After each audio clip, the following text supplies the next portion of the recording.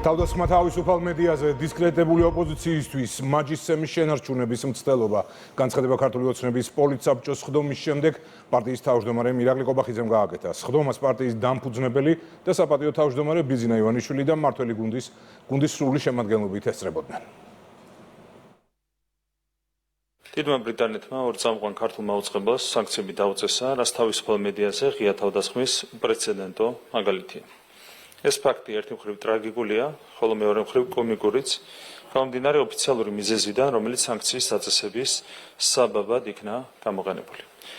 ბუნებრივია თავისუფალ ქართულ მედიაზე თავდასხმის რეალური მოტივი დისკრედიტებული სოციალისტური ოპოზიციისთვის მაჯისცემის შენარჩუნების მცირეოდენი შანსის მიცემა იყო. ჩვენი ქვეყნის უცხოელი არაკეთილმოსურნეებისთვის ამის საუცილებლობა კვლავაც წოვე დგას დღის ეს რიგში. ისინი ხედავენ, რომ ერთ მხარეს დგას ქართული ხალხის სამსახურში მყოფი ქართული ოცნება, რომელსაც ქართულმა ხალხმა გასული 2 წლის მანძილზე ორჯერ გამოუცხადა მყარინდობა, ხოლო მეორე მხარეს დგას გარე ძალების სამსახურში მყოფი რადიკალური ოპოზიცია, უცხოური აგენტურა, რომელსაც ქართული ხალხის ლეგიტიმაცია არაფრად უღირს და უცხოელი პატრონების დავალებების ვერ შესრულების გარდა არაფერი აწუხებს. ამ ადამიანებს სიტყვა უსამშობლო ყველაზე ზუსტად აღწერს, რაც ბრიტანულ სანქციებზე მათმა რეაქციამ კიდევ ერთხელ საუკეთესოდ წარმოაჩინა. უკვე ყველასთვის აშკარაა და ამას არც თავად მალავენ, რომ ამ უსამშობლო ადამიანებისთვის არათუ სამშობლო, რომელიც ბევრად უფრო აღმატებული და ემოციური ცნებაა, არამედ სახელმწიფო და სახელმწიფოებრიობაც კი არაფერს ნიშნავს. სინამდვილეში მათ აქვთ ერთადერთი мотиваცია მუხლებზე დაჩუქილი დაელოდონ უცხოელი პატრონებისგან დავალებებს, რომელთა უპირობოდ შესრულება მათი ერთადერთი მოვალეობაა. ლოგიკურია, რომ ისინი მხოლოდ უცხოელი პატრონებისგან ელიან შველას, განსაკუთრებით მაშინ, როდესაც აშკარაა, რომ არათუ ძალიან უჭირთ, არამედ ყოფნა არ ყოფნის ზღვარზე არიან. ამ ადამიანებისთვის ლეგიტიმაციის ერთ-ერთი წყარო არა ქართული ხალხის, არამედ უცხოელი პატრონების ხარდაჭერაა. ჩვენი ქვეყნის მრავალსაუკუნოვანმა ისტორიამ კი უტყუარად გვასწავლა, რომ ყველა პასპორტით ქართველმა, რომელიც ამ ქვეყანაში უცხო ძალების ხარდაჭერით და მითითებებით შემოვიდა და მოქმედებდა, მხოლოდ ქაოსი, გრევა და მონობა მოიტანა.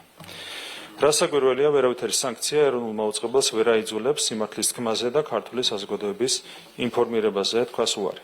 ვერავინ საქართველოში მართალ სიტყვას ვერ ჩაახშობს, რადგან როგორც წყალი აუცილებლად იპოვის კალაპოტს, ესე სიმართლეს ყოველთვის იპოვის თავის გზას.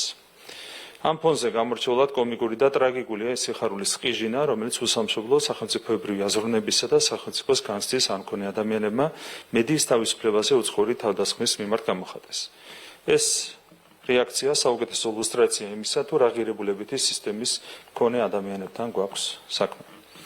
საზოგადოება მიხილა, რომ როგორც კი რადიკალურმა ოპოზიციამ უცხოელი პატრონების მხრიდან იმედისა და პოზიტივის სანქციებით ერთჯერადი დახმარება მიიღო, მათ ერთიანი მესეჯბოქსით დაიწყეს აბსურდის მტკიცება, რომ თითქოს ხელისუფლება და თავისუფალი ქართული მედია ჩამოშლის პირას იყო. ეს არის კიდევ ერთი ილუსტრაცია, დამადრულად ამ ადამიანების ტრაგედია, რომ მათი შეხედულებით საქართველოს ბედს არა ქართული ხალხი, არამედ გარე ძალა უნდა წყვეტდეს, რადგან ჩვენი ქვეყნის მოსახლეობისგან ხარდაჭერის მიღების ნულოვანი შანსი და იმედი აქვთ. გარე ძალაში, რა თქმა უნდა, ის ძალა იგულისხმება, რომელიც ადგილობრივ აგენტურას აძლევს დავალებას, ამავდროულად კი არწმუნებს, რომ ახლაც და მომავალში დავალებების უპირობოდ შესრულების შემთხვევაში ხელისუფლებაში მოსვლაში დაეხმარება, თუმცა მუშაობით არა საქართველოსთვის, არამედ მათი ინტერესებისთვის უნდა იმუშაონ.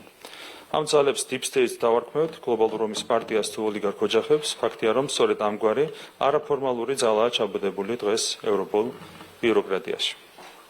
საინტერესოა, რომ ცალკეულმა უცხოელმა აგენტმა ბრიტანული სანქციების ფონზე სხვა რადიკალებს გაერთიანებისკენ და ამ გაერთიანების დასავლეთისთვის, უფრო კონკრეტულად ამერიკის შეერთებული შტატებისთვის ქართული ოცნების პოლიტიკურ ალტერნატივად შეთავაზებისკენ მოუწოდა.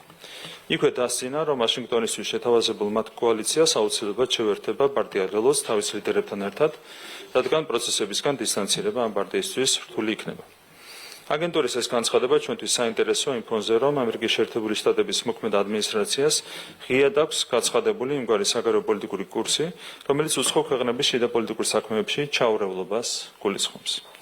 პრეზიდენტ ტრამპის ბრძანებით დემონსტრაციულად დახურეს რევოლუციის დამფინანსებელი ფონდები, მათ შორის USAID და NED, თანაც დახურეს ისე, რომ ღიად ამხილეს მათი ფარული ჩარევები უცხო ქვეყნების პოლიტიკურ ცხოვრებაში, რევოლუციების მოწყობასა და მთავრობების ძალადობრივ ხალხის ნების საწინააღმდეგოდ შეცვლაში.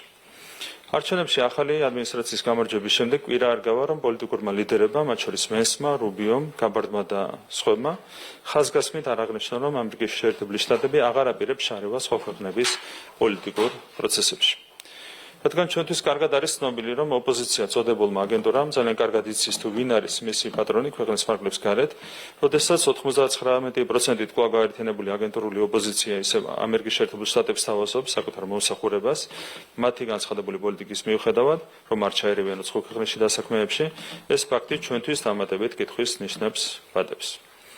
ევროპულ ბიუროკრატიას არაფორმალური გავლენისგან გათავისუფლება მოგლებადიან ან თუნდაც საშუალოადიან პერსპექტივაში, რომ ძალიან გაუჭირდება, ამაში ბოლოდროინდელმა მოვლენებამ, მათ შორის ბრიტანულმა სანქციებმა კიდევ ერთხელ დაგვარწმუნა. რაც შეეხება ამერიკის შეერთებულ შტატებს, ჩვენ კვლავაც ვინარჩუნებთ იმედს, რომ ეგრეთ წოდებული Deep State-ის წინააღმდეგ დონალდ ტრამპის მიერ დაანონსებული ბრძოლა ამ უკანასკნელის გამარჯვებით დასრულდება. ამის საუკეთესო დასტური საქართველოს მიმართ ამერიკული ადმინისტრაციის დამოკიდებულების ცვლილება იქნება.